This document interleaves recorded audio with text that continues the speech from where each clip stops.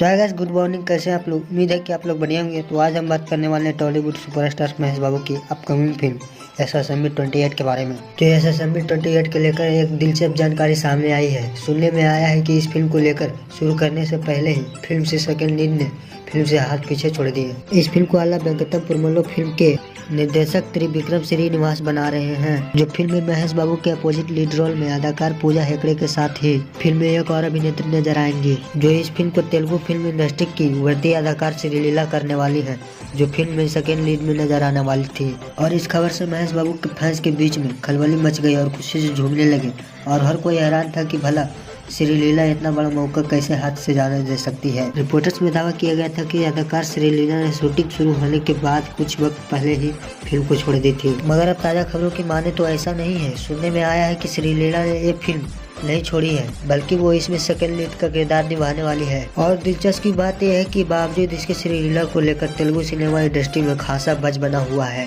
और हैरानी की बात यह है कि अभी तक मेकर्स ने भी फिल्म की सेकंड लीड की अभिनेत्री का नाम ऐलान कर दिया है, जिसकी वजह से इस फिल्म सेकंड लीड के एक्ट्रेस को लंबे वक्त से कैसों का बाजार गर्म है। जिन्हें जानकारी नहीं उन्हें बता दें, श्रीलीला तेलुगु सिनेमा की उभरती हुई अदाकारा है। श्रीलीला ने हाल ही में रवि तेजा स्टार फिल्म धमाका जैसी हिट फिल्म दी है।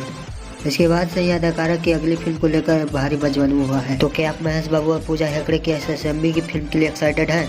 अपने राय कमेंट जरूर करें। तो दोस्तों, बॉलीवुड, टॉलीवुड और यूट्यूब कंट्रोवर्सी न्यूज जानने के लिए हमारा टोटल जो देखें। धन्यवाद।